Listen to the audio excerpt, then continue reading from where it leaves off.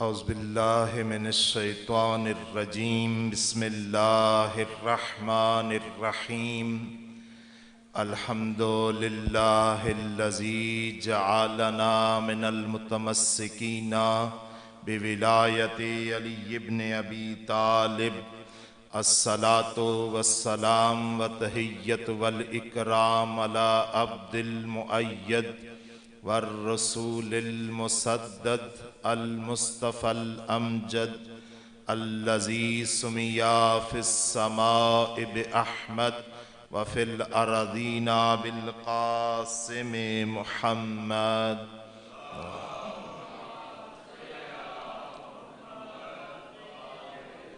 व अहले बैतिहि तय्यबीन अत्ताहिरीन अल मासूमीन अल मसाबिहुद्दुजा लसय्यिमा क़ाइमिहिम ख़ातमिल औसिया अम्मा बाद क़ालल हकीम फ़ी कलामिल मजीद बिस्मिल्लाहिर्रहमानिर्रहीम वजअल ली मिन लदुनका सुल्तानन नसीरा। सलवात भेजिए मरहमत अहले बैत मुहम्मद।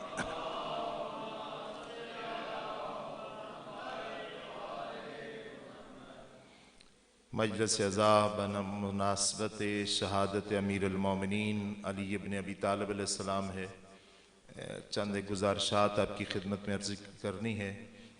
मौज़ूए मजलिस ज़ात अमीरुल मोमिनीन अली इब्न अबी तालिब अलैहिस्सलाम है। किसी भी शख्सियत को जानने के लिए ये ज़रूरी है, उसकी मारिफत के लिए, कि इंसान उस शख्सियत का पता उससे पूछे कि जो उससे बढ़ कर है, उसकी निगाह में उसकी कदर व मंजिलत क्या है। इस कायनात की सबसे बड़ी हस्ती परवरदिगार आलम की है। अल्लाह की बारगाह में सवाल किया जाए कि ए परवरदिगार आलम, तू इस हस्ती के बारे में क्या जानता है, क्योंकि ख़ुद पैगाम और फरमान नबी अकरम सल्लल्लाहु अलैहि वसल्लम है कि ए अली, अल्लाह की मारिफत कोई नहीं रखता मगर मैं मोहम्मद और अली, और मुझ मुस्तफ़ा की मारिफत कोई नहीं रखता मगर वो अल्लाह या अली, और है अली तुझे कोई नहीं जानता, या वो अल्लाह जानता है या मैं नबी। इसलिए अल्लाह से पूछें कि ए परवरदिगार, तेरी निगाह में मकाम अली इब्न अबी तालिब अलैहिस्सलाम क्या है, कि मौला अली किस मकाम और मंजिलत के मालिक हैं। ज़हर अल्लाह का फरमान हमारे पास कुरान हकीम की सूरत में मौजूद है, जिसके बारे में बग़ैर किसी इख्तलाफ के शिया सुन्नी सब ने मिलकर, मुअर्रिखीन ने, मुफस्सरीन ने, मुहद्दिसीन ने ये लिखा है कि इस किताब खुदा के अंदर 300 आयात कुरानी मौला अली की शान में नाज़िल हुई हैं। कुरान में 300 आयात कुरानी मौला अली की शान में नाज़िल हुई हैं। और अभी मौलाना साहब ने आपकी खिदमत में रिवायत बयान की थी हज़रत अब्दुल्लाह इब्न अब्बास की। अब्दुल्लाह इब्न अब्बास क्या फरमाते हैं? फरमाते हैं इसको भी अहले सुन्नत और अहले तशय्युअ दोनों ने लिखा है कि अब्दुल्लाह इब्न अब्बास फरमाते हैं कुरान में अल्लाह ने जहां भी खिताब किया या अय्युहल्लज़ीना आमनू, तो उससे मुराद ज़ात अली इब्न अबी तालिब अलैहिस्सलाम, मौला अली की ज़ात मुराद। मौला की ये फ़ज़ाइल जो कुरान में बयान हुए, और ज़रा एक मुवर्रिख ने ये जुमला लिखा कि मैं अली के बारे में क्या गुफ्तगू करूं, जिस अली के फ़ज़ाइल को दोस्तों ने खौफ की वजह से छुपाया, दुश्मनों ने बुग़्ज़ की वजह से छुपाया, लेकिन भी फिर भी इतने ज़्यादा हैं कि उनको शुमार नहीं किया जा सकता। और ख़ुद नबी अकरम सल्लल्लाहु अलैहि वसल्लम का फरमान है इसके साथ कि नबी ने इरशाद फरमाया, ए अली, तुम्हारे फ़ज़ाइल इस कदर ज़्यादा हैं, अगर इस ज़मीन पर उगने वाले अशजार कलम में बदल जाएं, जिन और इंस लिखने वाले बन जाएं, इस ज़मीन पर मौजूद समुंदर रोशनाई के अंदर बदल जाएं, फिर भी ये जिन और इंस मिलकर तुम्हारे फ़ज़ाइल को लिखना चाहें, शुमार करना चाहें, तो शुमार नहीं कर सकते। इस कुरान हकीम के अंदर खुद कुरान ने बयान फरमाया अपने बारे में कि कोई खुश्क तर ऐसा नहीं है जो इस कुरान में मौजूद ना हो। फजाइल अमीरुल मोमिनीन कुरान में तलाश करें, कुरान के अंदर देखें। कुरान में मौला अमीरुल मोमिनीन के फजाइल में से मैं चंद एक जुमले आपकी खिदमत में अर्ज करूं। आयात कुरानी की सूरत में कुरान में एक वाक्य का तज़किरा किया गया जिसको हम शब हिजरत कहते हैं। हिजरत की शब का वाक़या आप सबके जहनों में है, क्योंकि वक्त नहीं है। जाकिर साहब भी मौजूद हैं और खुलासा मैंने अर्ज करना है आपकी खिदमत में। कुरान के अंदर सूरह बकरा के अंदर आयत मौजूद है और शब हिजरत का वाक़या मौजूद है। शब हिजरत का वाक़या सबको पता है कि कुफार ने मशवरा किया कि नबी से कैसे जान छुड़ाई जाए। तो बाज़ ने कहा कि नबी पर यह तोहमत बांधो कि माज़अल्लाह ये जादूगर है। उन्होंने जादूगर कहकर भी देखा तो नबी से लोगों को दूर नहीं कर सके। लोग फिर भी नबी की बारगाह में आ रहे थे। अब फिर मशवरा किया, फिर क्या करें। एक और मशवरा आया कि नबी अलैहिस्सलाम को दीवाना को, मजनून को कि माज़अल्लाह नबी का दिमाग काम नहीं करता। ये रस्म नहीं थी, ये कुफार की सुन्नत थी जो इस्लाम में फिर दाखिल हो गई। इसलिए उन्होंने कहा नबी के दिमाग का कहो कि ये खराब है, माज़अल्लाह मजनून है। ये कहकर भी देखा तो काम नहीं बना। अब फिर तीसरा मशवरा दिया गया, कहा कि फिर इस तरह करते हैं। अब ये खुद रवायात के अंदर मौजूद है कि ये मशवरा देने वाला आम नहीं था, ये वो था जो राइंदा दरगाह खुदा है, इबलीस। वहां एक अरब की सूरत में मौजूद था। इसने कहा कि मेरा मशवरा है कि हर कबीले से एक एक फर्द आ जाए और नबी के घर का घेरा ले ले और सब मिलकर नबी को कत्ल कर देंगे। अगर बनी हाशिम हमसे इंतकाम लेना चाहेंगे तो कहेंगे कि इतने कबीलों से तो बदला नहीं लिया जा सकता, लिहाजा इसके बदले आप खून बहा ले लेंगे। वो सब मिलकर पैसे जमा करके दे देंगे। ये मशवरा हुआ। उधर अल्लाह ने नबी को हुक्म दिया, ए नबी, मक्का में जिसके सहारे पे तुम्हें छोड़ा था, कुरान हकीम ने बयान फरमाया कि यह नबी जब तुम्हारे पास सहारा नहीं था तो हमने अबू तालिब का सहारा तुम्हें दिया। अब वो अबू तालिब इस दुनिया से रुखसत हो चुका, लिहाजा है नबी मक्का छोड़ के मदीना चला जा। ये अल्लाह की तरफ से हुक्म आया। अब ये वाकया दूसरी तरफ कुफार की तदबीर है, उनका मकर है, इस तरफ अल्लाह की तदबीर है। उन्होंने घेरे में लिया हुआ नबी का मकान और नबी को अल्लाह का हुक्म है कि आपने चले जाना है। नबी अलैहिस्सलाम इस शब में मौला अमीरुल मोमिनीन को बुलाते हैं पास, हज़रत अली को। लम्मा सल्ली अला मुहम्मद। कुरान की आयत बयान कर रहा हूं जिसमें फजीलत मौला अमीरुल मोमिनीन बयान है। अब घेरा लिया, उधर से हुक्म है जाएं। नबी ने बुलाया अली को, अली, काफरों ने मेरे घर को घेरे में लिया हुआ है, हुक्म परवरदिगार है मैं मक्का छोड़ के मदीना चला जाऊं। मौला अली ने यह सवाल नहीं किया कि या रसूलल्लाह मुझे छोड़ के जा रहे हैं तो ये काफिर मुझे कत्ल करेंगे, नहीं। क्या सवाल किया, या रसूलल्लाह मेरे आपके बिस्तर पर सो जाने से आपकी जान बच जाएगी? कहा हाँ। मौला अली ने क्या कहा, खुद रिवायत करते हैं मौला कि इस शब जिस गहरी नींद मैं सोया इतना कभी जिंदगी में नहीं सोया। क्यों? मेरे आका मौला रसूल का हुक्म था कि मैं उनके बिस्तर पर सो जाऊं। जब हुक्म था सो जाऊं तो फिर सोना है। सो गए बिस्तर रसूल पर। अब मुझे ये जुमला कहने की इजाजत दें कि अली बिस्तर मुस्तफा पर अली बनकर नहीं, मोहम्मद बनकर सोए। क्यों बनकर सोए? इस पे दलील रखता हूं। इसलिए वो काफिर रात को उठ के देखते हैं कि बिस्तर पर मोहम्मद मौजूद है या नहीं, और यहां नबी की जान की हिफाजत मकसूद है, इसलिए यहां अली बनकर नहीं, मोहम्मद बनकर सोना है। अब मौला सो गए, वहां आसमानों पे गुफ्तगू हुई अल्लाह के अपने फरिश्तों के साथ। एक सैयदुल मलाइका है, फरिश्तों का सरदार, दूसरा मीकाईल। कहा है दो फरिश्तों तुम्हें मैंने एक दूसरे का भाई बनाया है, एक की जिंदगी कम दूसरे की ज्यादा है, तुम में से कौन है जो अपनी जिंदगी दूसरे भाई को दे दे? दोनों फरिश्तों ने कहा अल्लाह हम जिंदगी एक दूसरे को नहीं दे सकते।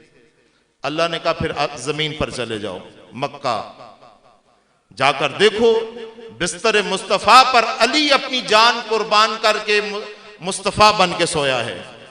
तुम दोनों की ये ड्यूटी है, सैयदुल मलाइका सर की तरफ, मीकाइल पांव की तरफ। जाकर सारी रात इस बिस्तर के एक सर की तरफ खड़ा हो जाए, एक पांव की तरफ। जब जमीन पर आते हैं तो आकर मुबारकबाद देते हैं, या अली मुबारक हो आपको।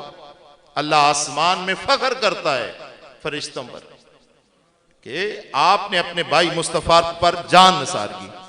इस वाक्य की तस्वीर कुरान ने खींची। लोग हिजरत की शब के फजाइल समेटते रहे, लेकिन कुरान ने जिस फजीलत का तज़किरा किया वो मौला अली की जान निसारी है। क्या फरमाया, मैं नन्ना से माई यशरी नफ्स इब्तिगा मरज़ातिल्लाह। लोगों में से कोई ऐसा है जो अपने नफ्स को बेच देता है, अपने नफ्स को बेच देता है, और क्या उसका अजर क्या मिलता है? मरज़ातिल्लाह, अल्लाह की मर्जी। मुस्तफा पर जान निसार करना कोई कम फजीलत नहीं है। अल्लाह ने उसकी क्या कीमत लगाई? अपनी मर्जी, अल्लाह की रजा। अब बाज लोग शायद एतराज करते हैं इस हदीस पर कि ये कैसे हो सकता है कि अली को कहा या अली अंता कसीम नार वल जन्ना, अली तू जन्नत और जहन्नम का तकसीम करने वाला। जरा कुरान की आयत तो पढ़ो। कुरान की आयत क्या कहती है कि अल्लाह ने अपनी मर्जी अली के सुपुर्द की है, अल्लाह ने अपनी रजा अली के सुपुर्द की है। क्यों? अली ने अपने नफ्स को बेच दिया, अपनी जान की कोई परवाह नहीं की, बेच दिया। वाकया शब हिजरत गहराई का वाकया है, उसके एक एक जुमले के अंदर दर्स है। वक्त नहीं है कि मैं हर एक पहलू पे गुफ्तगू करूं, लेकिन जो दो उसके नुक्ते हैं कि अली ने नफ्स बेचा, अल्लाह ने उसकी कीमत अपनी रजा लगाई, इसलिए वह रजाए मुर्तजा, रजाए परवरदिगार है। अगर अली राजी है तो इसका मतलब है मुस्तफा भी राजी है और वो परवरदिगार भी राजी है। लेकिन अगर अली का बोझ है, ये सारी हदीसें जो इस मजमून की हैं कुरान की आयत के साथ जरा टैली करें, उसका तकाबल करें कि अगर अली का बुग़्ज़ है, ये बुग़्ज़ अली नहीं, बुग़्ज़ रसूल है। सिर्फ बुग़्ज़ रसूल नहीं, बुग़्ज़ खुदा है। इसलिए ये कुरान की आयत कहती है शब हिजरत का वाक़या कुरान ने जिक्र किया। इसी तरह वाक़या मुबाहिला अभी मौलाना साहब ने अर्ज किया, उसका इशारा किया। वहां पे अली को नबी ने, अल्लाह ने क्या मौला अली का मकाम बयान किया? नबी का नफ्स, नफ्स रसूल, नफ्स रसूल बनाकर भेजा। अब मौला अमीरुल मोमिनीन की हस्ती, आयत मुवद्दत में मौला अली की हस्ती, आयत ततहीर में मौला अमीरुल मोमिनीन की हस्ती। मौला जंग करें तो अल्लाह उसकी तस्वीर कुरान में खींचे, कान्हा बुनियान मरसूस, कि अली ऐसे हमला करता है जैसे सीसा पलाई हुई दीवार। मौला अमीरुल मोमिनीन इसार करें तो सूरह दहर की 31 आयात। ये सारे फजाइल हैं जो कुरान ने बयान किए। इसलिए उलमा ने लिखा 300 आयात कुरानी मौला अली की शान में नाज़िल हुई। अब यहां पे मैं एक नुक्ता अर्ज करूं। मौला अमीरुल मोमिनीन की मदहा में तो आयतें हैं, लेकिन मुजम्मत में कोई एक हर्फ भी मौजूद नहीं। यानी असल जो गौर करने की बात है कि मौला अमीरुल मोमिनीन के मुजम्मत में कोई आयत नहीं है, मदह में, उनकी तारीफ में, मुजम्मत में कोई आयत नहीं। अब कोई तकाबल करे मौला अली का किसी के साथ कि फलां या तो मौला अली से बढ़कर था या मौला अली के मुसावी था, तो जरा कुरान में अपनी फजीलत तो बताएं। या कुरान के अंदर उन आयतों को क्या करोगे कि जिन आयतों में कभी कुरान फरार का जिक्र करता है, कभी नबी की नबूवत की शक का जिक्र करता है, कभी कुरान हकीम पैगंबर अकरम सल्लल्लाहु अलैहि वसल्लम के बारे में नाज़ेबा गुफ्तगू का जिक्र करता है, कभी कुरान हकीम उन आयतों में जिक्र करता है कि तुम मोहम्मद को जैसे एक दूसरे को पुकारते ऐसे ना पुकारो। ज़ाहिर है किसी ने ऐसे रसूल को पुकारा है तो कुरान ने जिक्र किया है।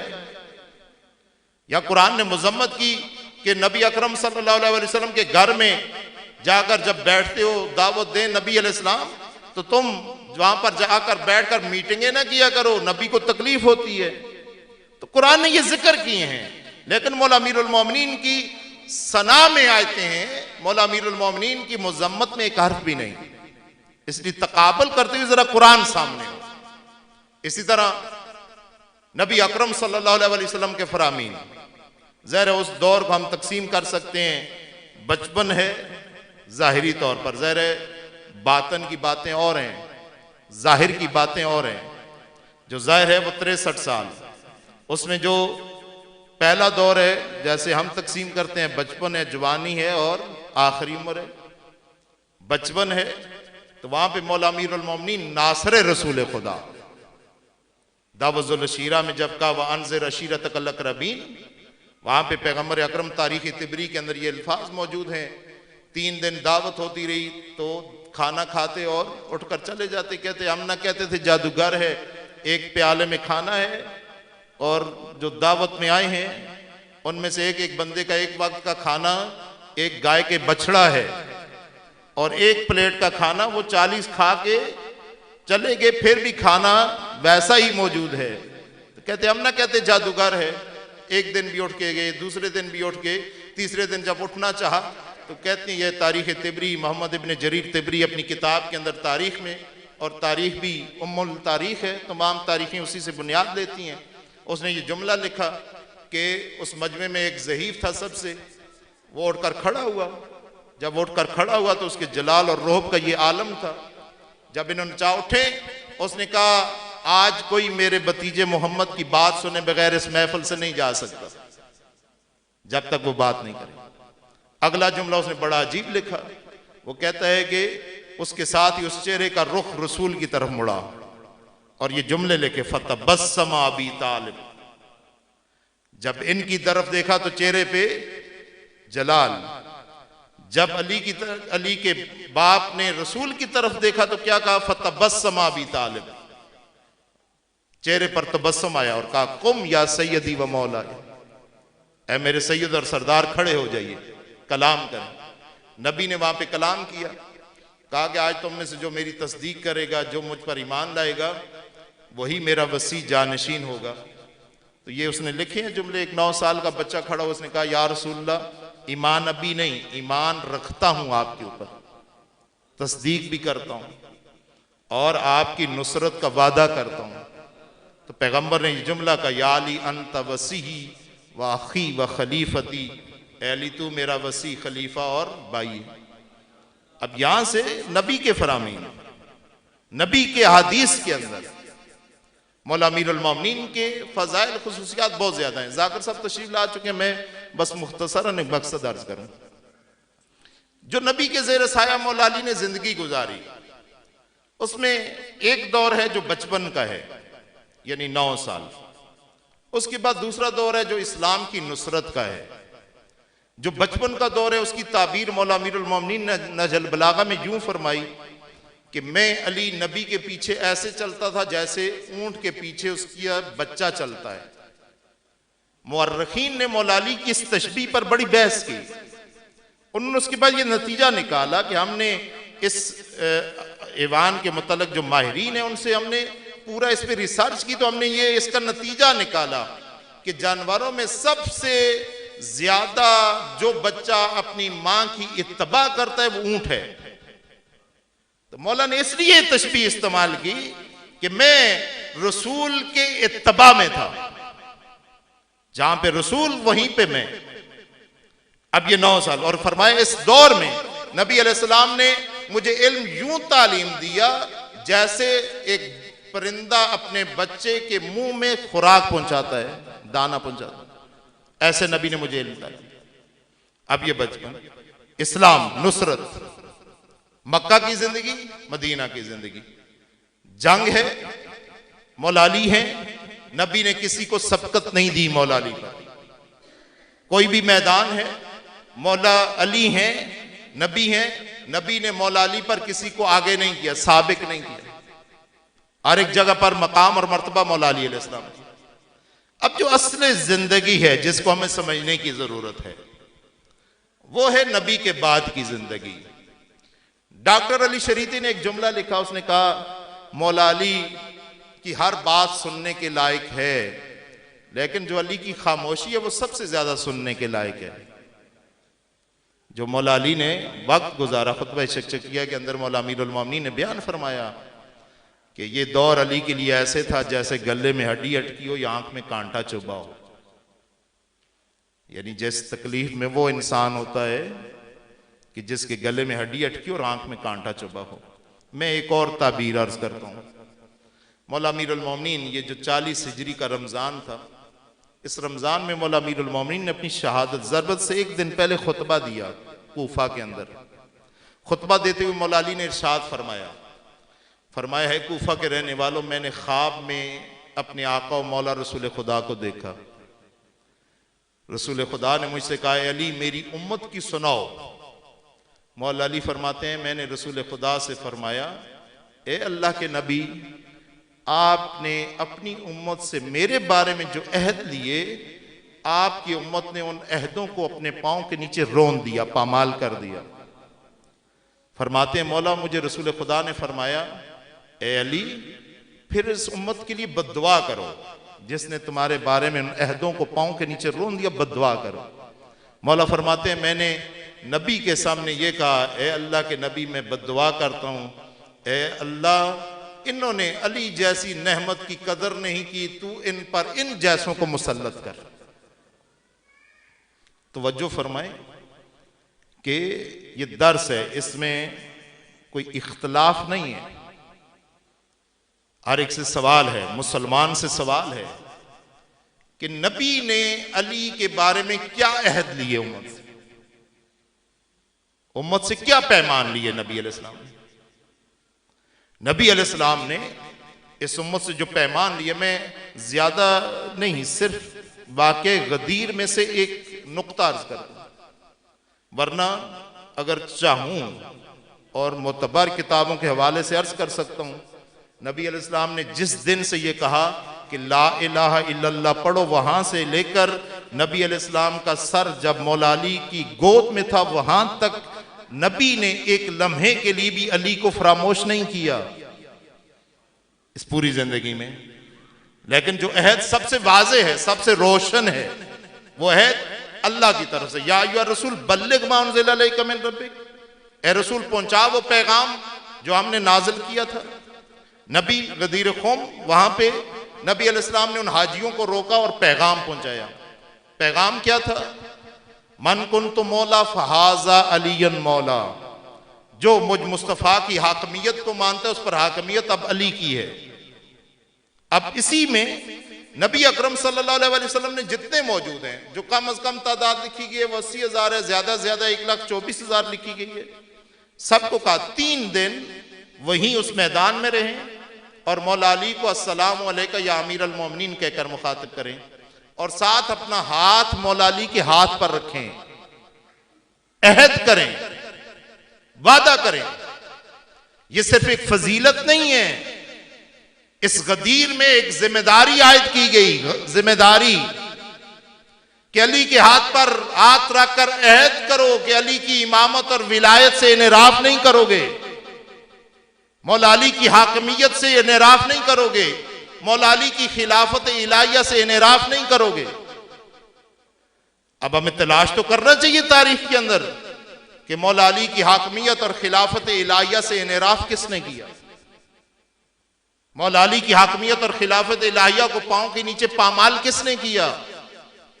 अली जैसी नेमत उज़्मा, अली जैसा इमाम। मैं अगर मौला अली का जो अभी अर्ज किया आपकी खिदमत में, अगर उसको खुलासा करूं एक जुमले में, तो मौला अली ने रसूल के सामने अपनी मौत की दुआ मांगी है कि जब अली जैसी नेमत की कदर नहीं। ये अहद दिया नबी ने, और अहद सिर्फ उन लोगों के लिए नहीं है जो उस मैदान में मौजूद थे। जो तरीका नबी अकरम सल्लल्लाहु अलैहि वसल्लम ने इख्तियार किया था, इस तरीके के मुताबिक क़यामत तक आने वाले इंसानों तक पैगाम गदीर पहुंचना था। जो उस वक्त उस मैदान में नहीं मौजूद थे उन तक भी पहुंचना था, और क़यामत तक आने वाले इंसानों कि इस दुनिया में बाद अज़ पैगम्बर हाकमियत और खिलाफत इलाहिया अली और आले अली का हक है। और यही खिलाफत इलाहिया आज के दौर में मौला इमाम ज़मान की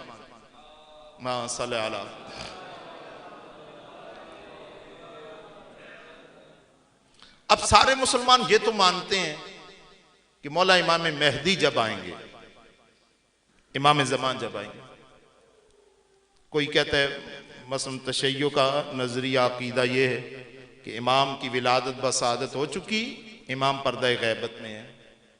हमारे अहले सुन्नत भाइयों का अकीदा ये है कि इमाम ज़मान इमाम मेहदी की विलादत होनी है बाद में, लेकिन इस बात पे सबका इत्तेफाक है कि इमाम मेहदी रसूल खुदा की औलाद में से होंगे, हम नाम रसूल खुदा और हमको नीयत रसूल खुदा होंगे।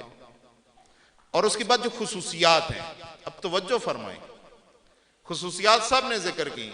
अली का ये बेटा जब इस दुनिया में आएगा, चाहे पैदा हो या पैदा हो चुके, जब आएंगे आकर क्या करेंगे, जमीन को अदल इंसाफ से पुर करेंगे, जुल्म और जौर का खात्मा करेंगे। या तो इंसाफ से पुर कैसे करेंगे, अल्लाह उन्हें जमीन की हुकूमत देगा, इसका सबका इत्तफाक है बिला तफरीक मजहब व मसलक कि इमाम मेहदी जब आएंगे इस जमीन की तमाम ज़माम हुकूमत मौला इमाम मेहदी के हाथ में होगी, कि उनको अल्लाह ये हुकूमत देगा। मैं इस मिंबर पर कसम उठा के कहता हूं रोजे की हालत में कि जैसे सबका अकीदा है ना कि ये हुकूमत इमाम मेहदी को मिलेगी और ये इस जमीन को अदल इंसाफ से पुर करेंगे, यही हुकूमत इलाहिया का मुतालबा अल्लाह ने अपने नबी की जबान से मौला अली के लिए भी कराया है।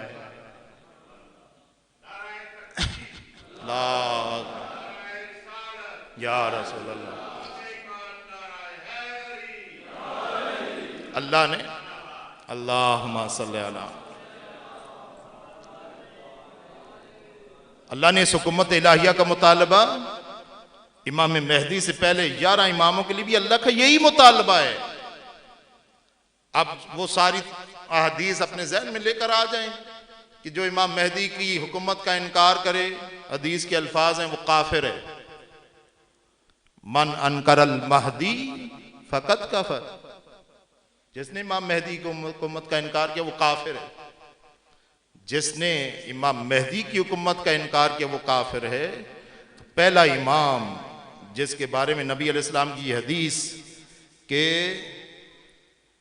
अल हसन वल हुसैन सईदा शबाब हाल जन्ना व अबूह अफजलहुमा, हसन और हुसैन जवानान जन्नत के सरदार हैं, लेकिन इनका बाबा अली इनसे भी अफजल है।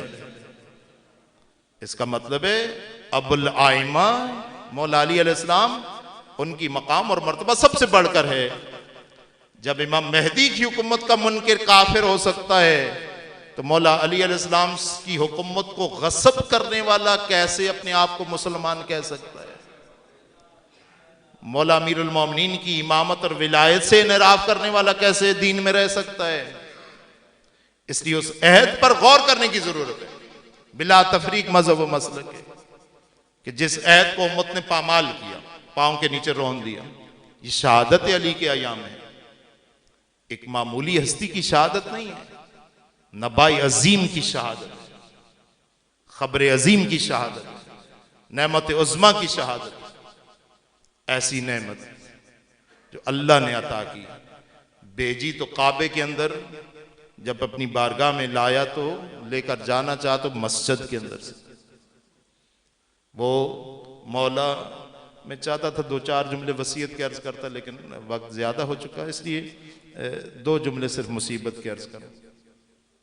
मौला अली जैसा इमाम, जब इस मलून ने मौला अली के सर पर ज़र्ब लगाई, मौला की ज़बान अक़दस से क्या जुमला निकला? बिस्मिल्लाह व बिल्लाह व अला मिल्लत रसूलिल्लाह फुज़्तु बिरब्बिल काबा। अली आज कामयाब हो गया। जब मौला अली अमीरुल मोमिनीन के सर को, शगाफ्ता पेशानी को तबीब ने आकर देखा, तबीब ने देखने के बाद कहा कि मैं मौला अमीरुल मोमिनीन एक इलाज सिर्फ जानता हूं कि इस वक्त अगर आपको ज्यादा दूध पिलाया जाए तो हो सकता है आपको दर्द से अफाका हो। ये मलून मौला अमीरुल मोमिनीन का कातिल इब्ने मुलजम सामने खड़ा था। इसने कहा अली बच नहीं सकता, मैंने 1000 दिरहम में तलवार खरीदी थी और 1000 दिरहम इसको जहर पिलाने पे खर्च किए थे। ये जहर इतना शदीद था, अगर पूरी इंसानियत को दे दिया जाए तो वो इंसानों में कोई बाकी ना बचे। अब जब सुना ना कूफा वालों ने, कूफा के यतीम बच्चे जिनकी किफालत करते थे मौला अली, एक यतीम बच्चे ने आकर मौला से कहा था, ए अली मौला, ये कूफा के लोग मुझे ताना देते हैं, मैं यतीम हूं। मौला ने कहा, आइंदा अगर कोई तुम्हें यतीम के ना कहना मेरा बाबा अली है, मैं यतीम नहीं हूं। जब इन यतीमों ने सुना कि मौला अली को तबीब ने कहा है कि दूध पिलाया जाए, इन्होंने अपने प्याले उठाए, मौला के दरवाजे पर आ गए। ए मौला, आज की शब हम दूध नहीं पिएंगे, ये हमारे हिस्से का दूध हमारे मौला के पास चला जाए।